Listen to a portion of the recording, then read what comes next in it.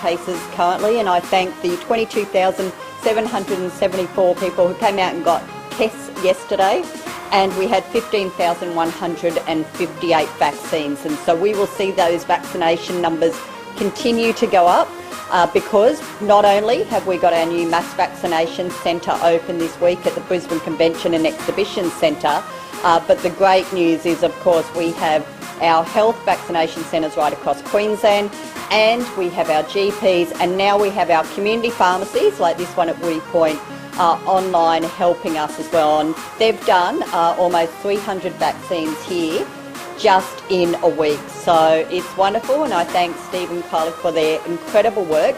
We have about 398 community pharmacies now operating in southeast Queensland, and we have over 980 community pharmacies across Queensland now. So if you're wondering where you can get a vaccination, make a booking with your GP, go online, book with your community pharmacy, or some of them will be taking walk-ins as well, or of course register your interest to get vaccinated at one of the Queensland Health vaccination centres, which includes the Brisbane Convention and Exhibition Centre.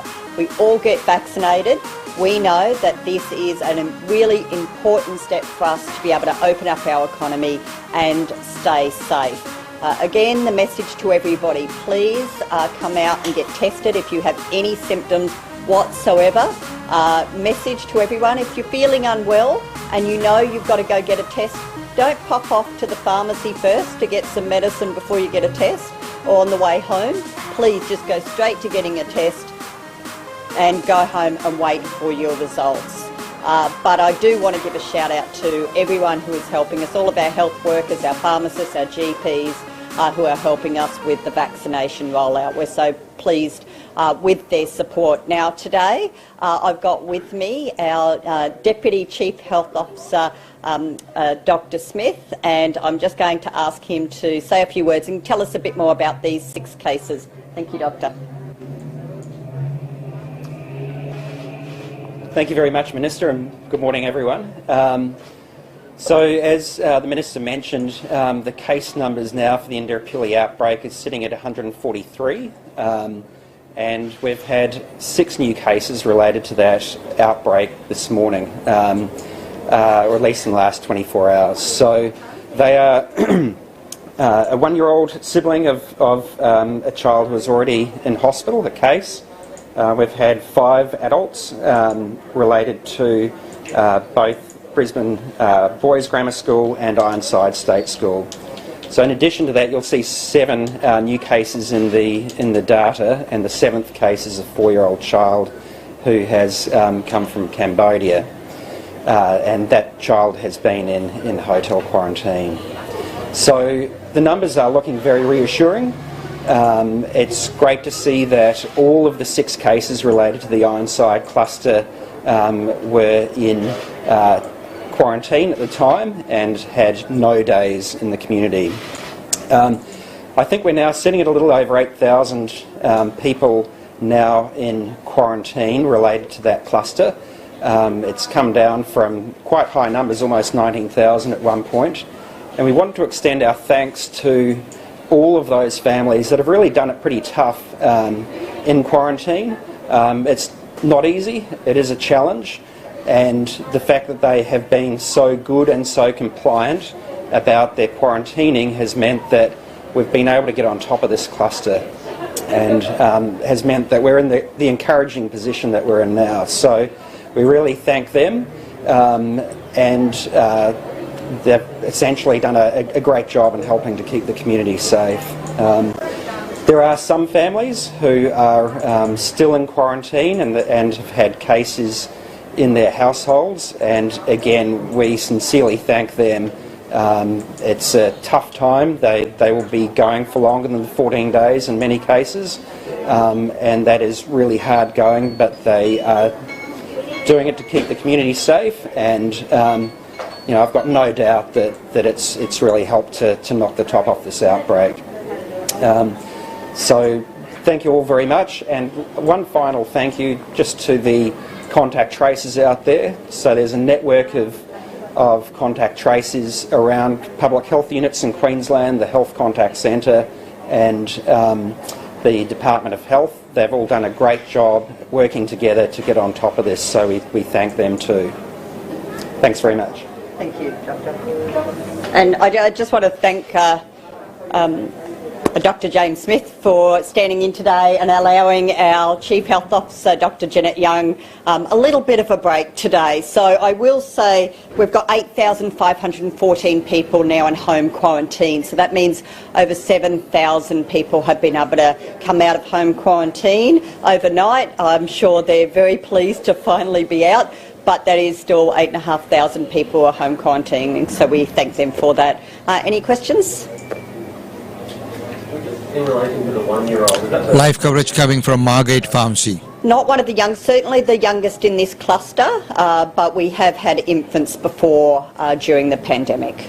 Are you concerned that children will be particularly vulnerable? We've seen a lot of kids catch this in this last. I think what this shows us is that we are dealing with a new strain of this virus that's far more contagious than we saw last year, and we do know now with the Delta strain that we see it spreads through children more, and children are being impacted by this virus more than what we were seeing last year. So that means that all of us have a responsibility to keep ourselves safe and to keep others safe by staying home when you're unwell, by going and getting tested if you have any symptoms whatsoever, and of course getting vaccinated, and just those really simple things, wearing your mask, social distancing and good hygiene. And we need to teach our young children, no matter how young they are, as soon as they're capable of washing their own hands, let's make sure that they understand how to wash their hands properly. In light of so many children getting this new strain, should younger children be getting the vaccine? Look, I'll get Dr. Smith to address this as well, but there hasn't been any change in advice from ATAGI at this point in time. We do know that 16 plus can get Pfizer and 18 plus can get AstraZeneca, but 12 to 15-year-olds who are vulnerable, who have medical conditions, that they have given advice that those ones should come forward, and we're working with the Children's Hospital to get those young people who are particularly vulnerable because of severe health conditions, making sure they're coming forward and getting vaccinated. But I'll ask Dr. Smith to just comment on any recommendations on what we're seeing around vaccinating children under the age of 12. Doctor. Thank you. You're right, and there has been a significant proportion of children in this particular incident, as there has been around the world. We've seen a greater proportion of children with Delta. It'd be wonderful to see children vaccinated, and I hope that'll come soon. But as the Minister said, at the moment we've got our priority groups and we've got the registration in place for those vaccines. So we will look forward to the day when it comes. With the 1-year-old, I'm assuming that 1-year-old's in hospital. How bad are the symptoms that 1-year-old is experiencing? I'm advised they're stable. and how many 12 to 15-year-olds are we expecting to fall under that category here in Queensland in terms of having that medical condition required? Live coverage coming from Margate Pharmacy, and it's question time. But we can take that question back to our media team and get a response for you. Minister, a question for you. Andrew Laming has been, found not wearing his mask. Will he be investigated for that? Look, I've just heard about this morning. I understand that the compliance unit is looking into the issue. I appreciate that from time to time people will inadvertently forget to put the mask on, but we all have a responsibility. If you are flagrantly going out and not wearing a mask, then there's fines that certainly can be issued to you. The masks are there for a really important reason, and I have to say to all elected members of Parliament, we have a responsibility to lead by example, to make sure we're complying with the rules, and particularly, can I say federal members have just flown back from the ACT, had to leave Parliament early because of the lockdown there. We all know the risks. We know that we've just come out of a lockdown here in Queensland. We have a higher level of restrictions currently, which includes wearing this mask all times other than needing to sit down and eating and drinking, and of course needing to do something like this. But otherwise, if you're out and about in the community, you should have your mask on. That's all there is to it.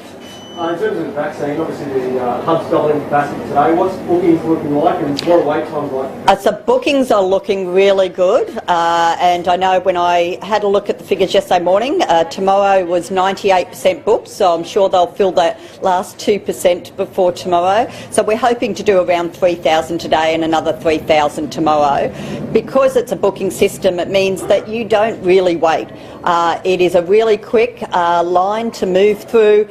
You get booked in, they send you off to see one of our wonderful health workers to give you your vaccination, and of course, and then you sit and wait and be observed for a brief period of time, 15 minutes or half an hour if you have any particular condition that need to be monitored for more. But the people I've spoken to, they said it's seamless. So big shout out to everyone at the Brisbane Convention Exhibition Centre.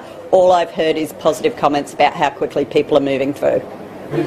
We see some teenagers get into vaccine bookings because they're listed as dependents with their parents over other adults who are... Yes, so look, there's a range of reasons. I'm hearing this criticism of teenagers jumping the queue. Can I say that some of these are household members who are prioritised because they may be a household member of someone who works around hotel quarantine. They might be a household member who is has someone who works in health or police, paramedics. So we've said we prioritise those households as well now because, of course, if one of those people end up positive and taking it back into the home, we now know with the Delta strain that it is spreading throughout the entire household. We are seeing this year more than we ever did last.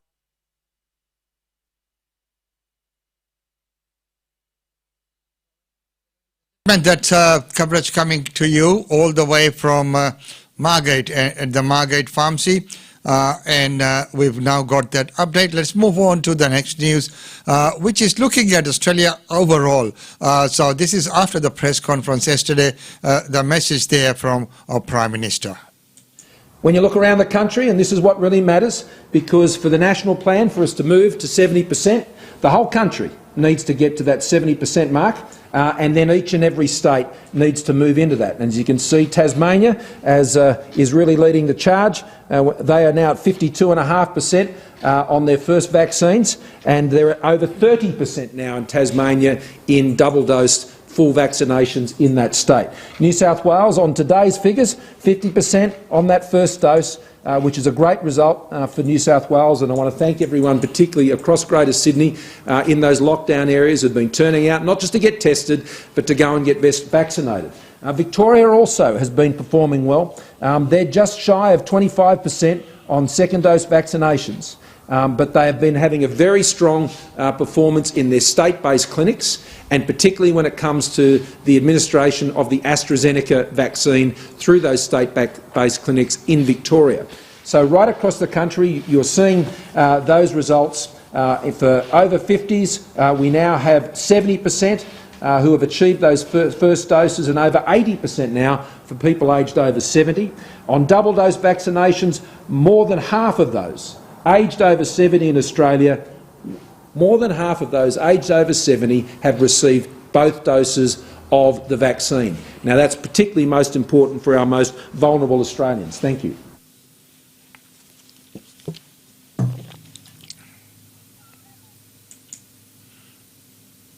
Transmission to every member of the household. We just weren't seeing that last year. So that's why Dr. Young has made the decision to allow for the households of priority people to also be vaccinated. Also, when I was at the convention centre the other day, I was talking to some of those young people. They actually work in childcare. They work in before and after school and vacation care. Think back to when your kids were in vacation care or after school care, or they may currently go there. There's a lot of young people, 18, 19-year-olds, who are doing their Certificate 3 in childcare. So please don't be so quick to judge when you see a young person getting vaccinated. They could be one of the people who are looking after your children. Sorry if you've already mentioned this. So, ladies and gentlemen, we will leave that Margate interview right there and we'll move on as we know that tomorrow is a very special day, the Independence Day, India's Independence Day, and of course watch out for Story Bridge, City Hall and Victoria Bridge, all will be lit up in Indian colours, and you might have seen or noticed the Go Pure Queensland's India Day Fair banner up on the Story Bridge already. So many good comments that have been coming regarding that. So because we had to postpone the India Day Fair to the 23rd of October, which will once again be held at the same location, meaning the location that has been chosen for this year, not the usual location. The usual location used to be the Roma Street Parklands and the Amphitheatre. So we have shifted from there to Suncorp, South Bank Piazza, which was known as Suncorp Piazza before, the South Bank Piazza, where it is a controlled environment, undercover, better seating arrangements, and it can be staged very well in that closed environment.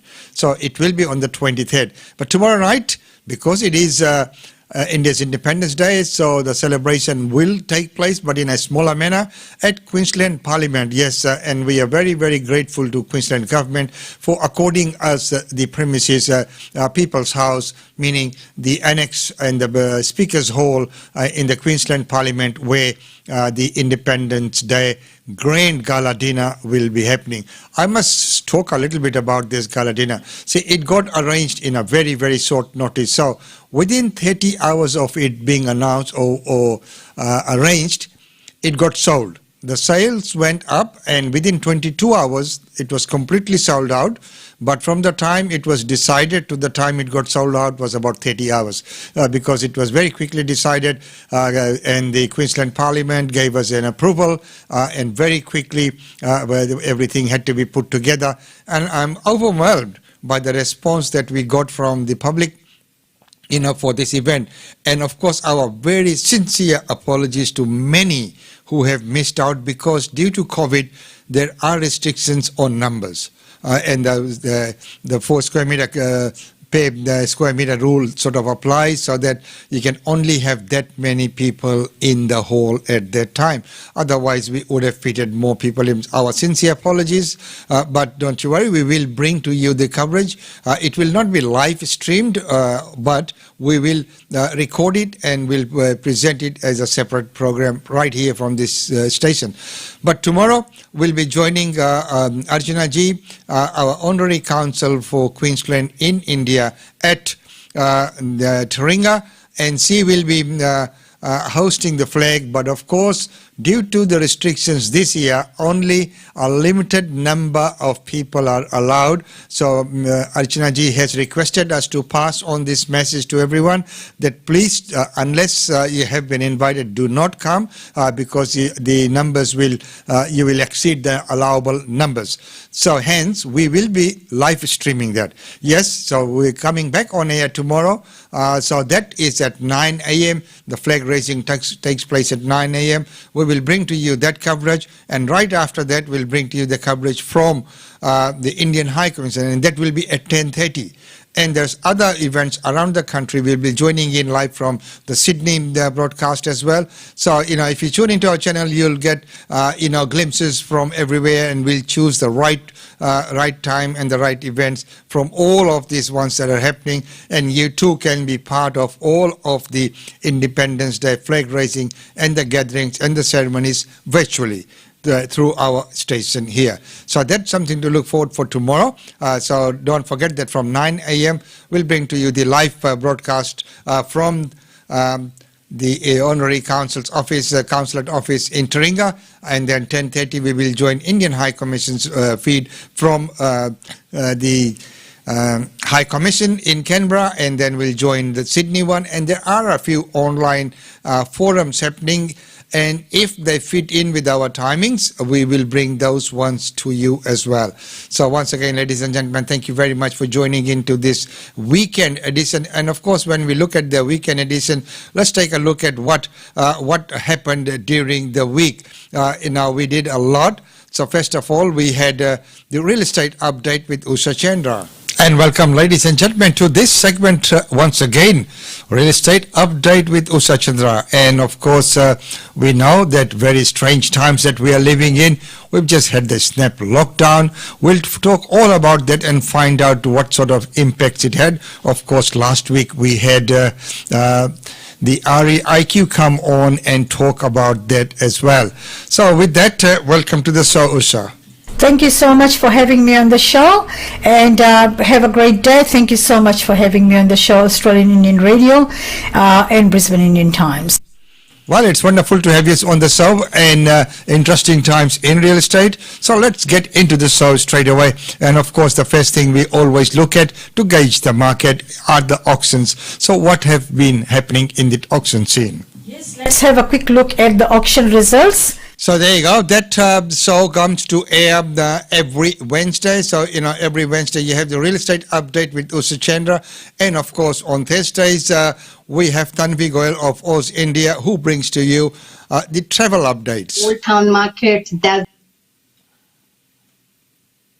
The Virgin Australia has never been or never before seen. So find out about new places, and for as little as $59. So there's some very, very good incentives there, and some very good incentives of accumulating some very good points there as well.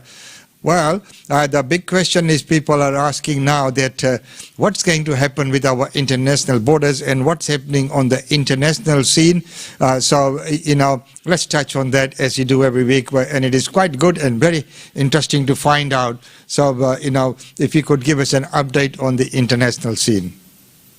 Sure, definitely. Guys, I think, first of all, I really want to show you that amazing video, which is viral all around. And people are like, oh, really? Is it really real or it's a fake? So that's Emirates, the flight attendant that's on the top of the Burj Khalifa. I would like to quickly show you that. And that's basically done by the attendant, Nicole Smith, Ludwig. And she says it's the best experience of her life ever. She's really giving you a lot of hope and enthusiasm. And it's really... And that is all on our channel. All of these shows are available for viewing at any time. So on our Facebook page, on our YouTube channel, and you can go and watch that. But that comes on live every Thursday. And of course, we had our very special guest, ST from PRD Research Team.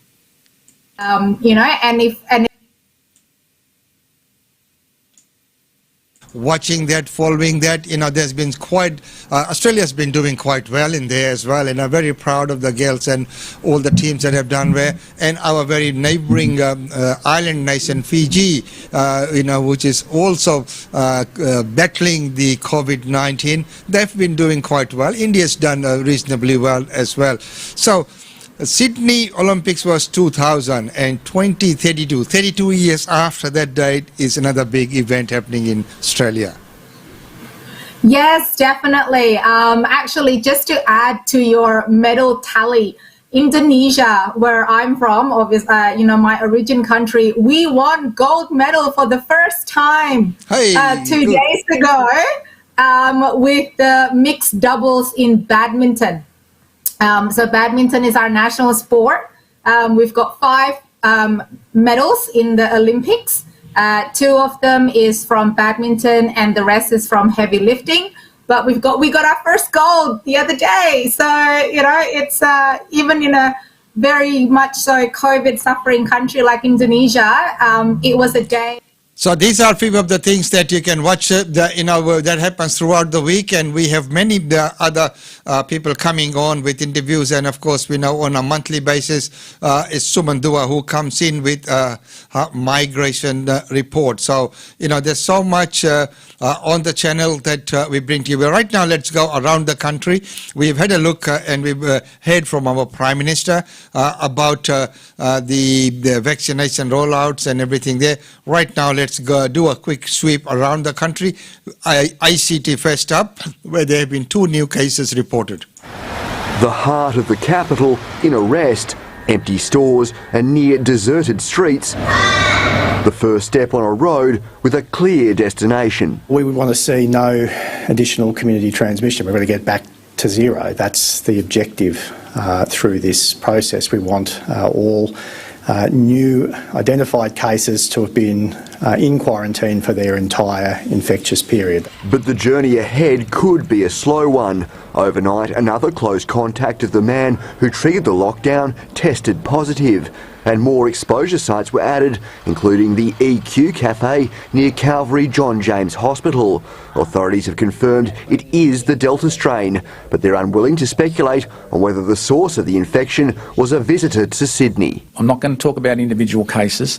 We have breached people for going to different jurisdictions during the last 18 months and will continue to do that, but the priority at the moment needs to be the security of the ACT community. More pressing for authorities, an additional mystery case. A student at Gold Creek School tested positive this morning. The entire school community, including an adjacent childcare centre and construction site, are now considered secondary contacts who must quarantine and get tested, while those from the nearby Holy Spirit Catholic School are considered casual contacts. They share services within the Gold Creek Junior Campus Library as well as some other facilities.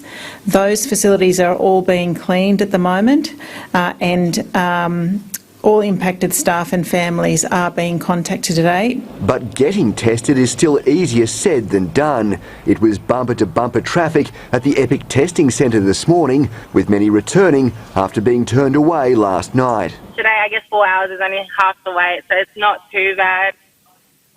I know everyone's doing the best that they can and trying to move quickly, but yeah. Those not in the queue after 4 p.m. today were turned away. Authorities say they are doing all they can to reduce the wait times by recruiting more testers and making sure amenities are at hand. No jurisdiction in the first couple of days of an outbreak has been able to surge to meet the entire demand for testing because we're talking about human beings who have lives, who need to come on to shift to do that work. Students from a number of residences at the Australian National University can't even go for testing. They've been forced to quarantine in their rooms, having been deemed close contacts of a case. It could go on for a while, then what it's meant to say, and everyone's a bit stressed, and of course the uncertainty about the close contact. So there you go, that's the news from ICT. Well, right now, let's go to New South Wales, where the situation is not looking very good. A police welfare check turns to tragedy in Cabramatta.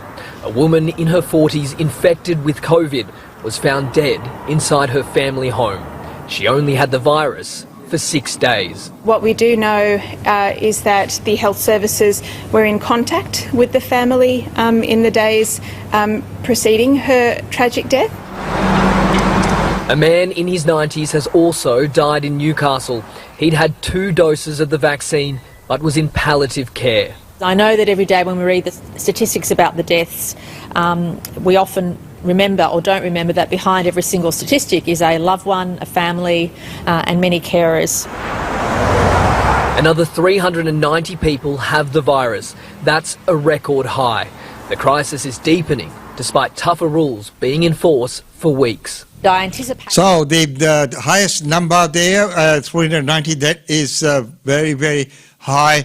And it is sort of with the new restrictions and very tight borders.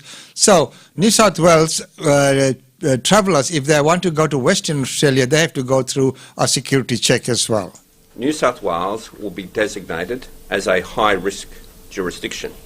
Just to repeat, that means in addition to the existing exemption, self-quarantine and testing requirements, approved travellers from New South Wales will be required to provide proof of a negative COVID-19 PCR test in the last 72 hours, provide proof they've had at least 1 dose of a COVID-19 vaccine where eligible, and use the G2G Now app whilst in quarantine.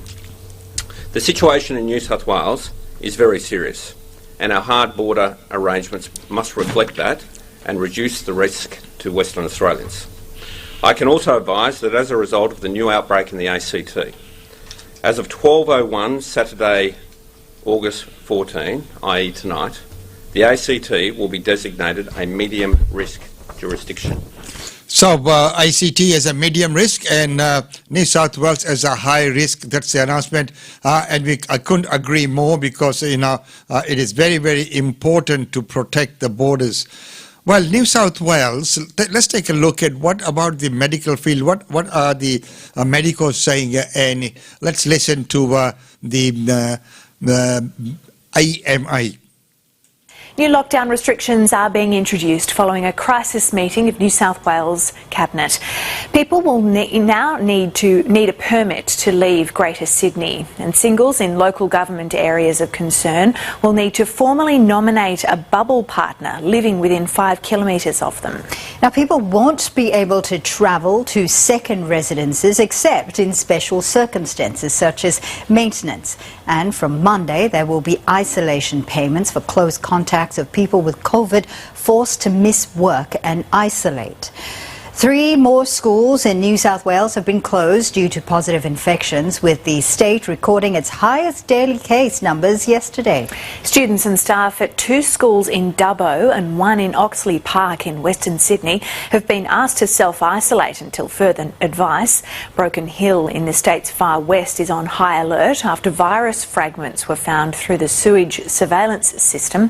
Fragments were also found in Bathurst and Tamworth.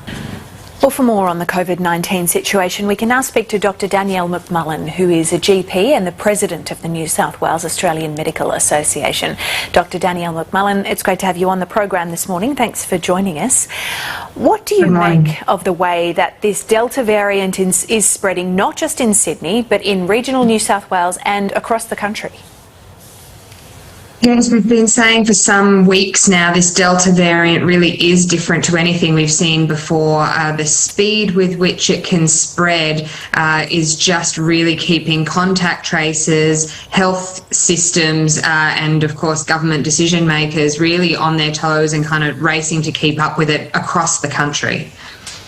So let's look at the new restrictions that have been imposed in Sydney. So those in Greater Sydney will have to get a permit before they can leave the region. There are tighter rules around the single bubble, with people having to register their bubble buddy. There are also isolation payments for close contacts of people who've tested positive. What do you make of those changes?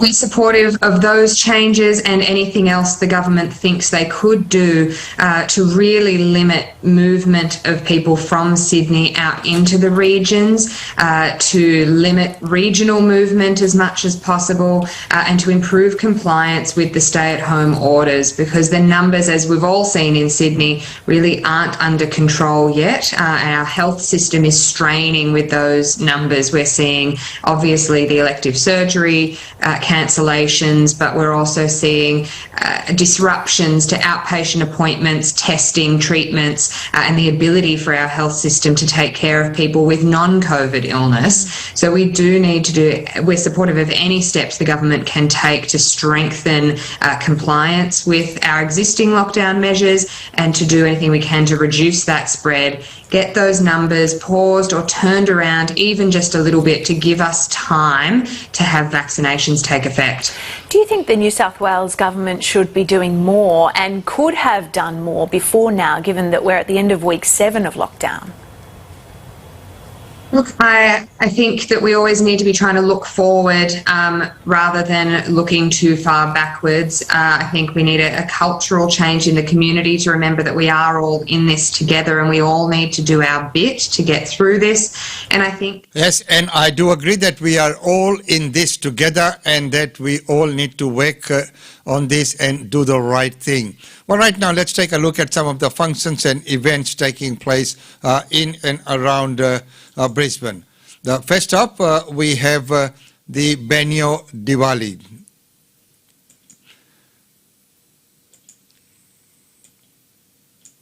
Okay, so first up we have the Benyo Diwali, and this Diwali function always takes place in Benyo and very well organized, and we'd like to announce the date, 30th of October, and if you can mark your diaries from now, and we will be supporting that through Brisbane Indian Times and Australian Indian Radio, and also through GlobeNet Realty as well. Next up is the Diwali for Federation of Indian Communities of Queensland and at King George's Square on 5th of November.